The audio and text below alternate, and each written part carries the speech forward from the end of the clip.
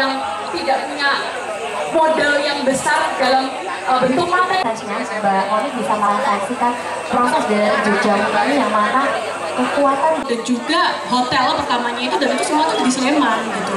Dan saat ini juga kita kolaborasi sama jamu atau F&B yang mana itu ada F&B dan juga kearifan lokal dalam dalamnya. Ini apa sih? Banyak ya Bapak Ibu ya.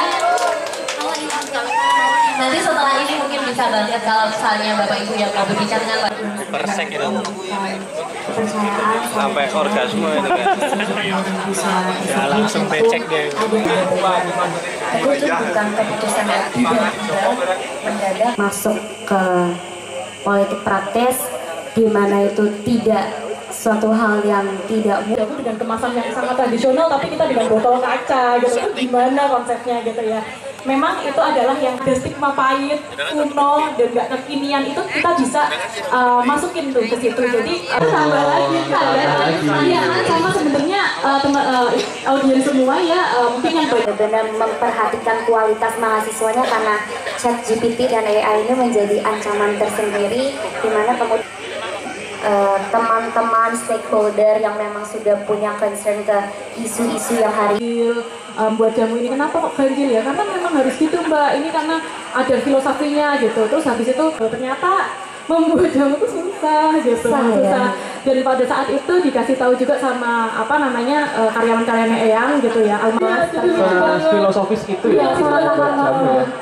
Sefilosofis itu, jadi kami nggak ada bercanda, maksudnya kayak dengan kami ya kita mengelola dengan sehigienis mungkin ya, harapannya bisa Kebudayaan saling beriringan ternyata dari produk Jogjamu ini. Wah luar biasa banget ya Mbak, pasti prosesnya menyenangkan ya. Sleman betul nggak? Betul. Ya asli Sleman, mungkin ada harapan dan juga keresahannya sih. Buku itu bukan Jakarta harusnya, atau bukan IKN gitu ya, tapi Sleman.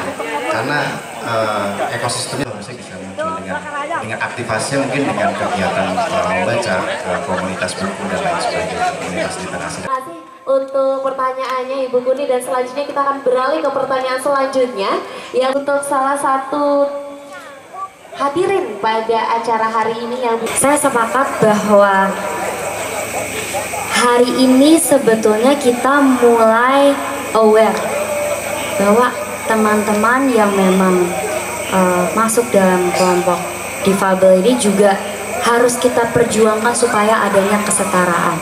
Bagaimana kemudian dalam membuat suatu kebijakan kita juga harus mengikut teman-teman difabel, karena teman-teman difabel ini punya hak dan punya suara.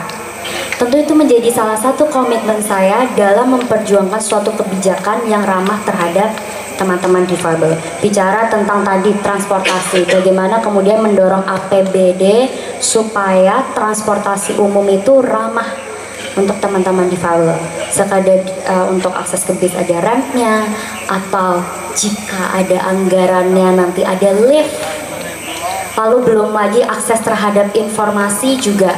Mungkin hari ini kita hanya bisa baca, tapi padahal ada teman-teman yang tidak, yang unfortunate untuk tidak bisa baca. Jadi ada braille ya, bacanya pasti braille. Nah braille yang saya lakukan hari ini, saya bekerja sama dengan salah satu komunitas namanya Sadar Belajar. Setiap 2 minggu sekali, bahkan 1 minggu sekali, kita ini ada pelatihan membaca braille dengan teman-teman UNY. Ini salah satu langkah yang mungkin terlihat kecil, tapi ternyata impactnya sangat signifikan untuk Bapak Ibu yang mempunyai anak dengan keterbatasan tersebut. Ini salah satu small start yang harapannya ini menjadi gambaran dan bekal untuk guru-guru di sekolah juga, supaya paham situasi anak didiknya, bahwa nggak semuanya itu begitu, tapi ada yang membutuhkan hal-hal yang khusus. Lalu belum lagi juga bagaimana mewujudkan kesetaraan itu, tentu harapannya lewat kebijakan tadi.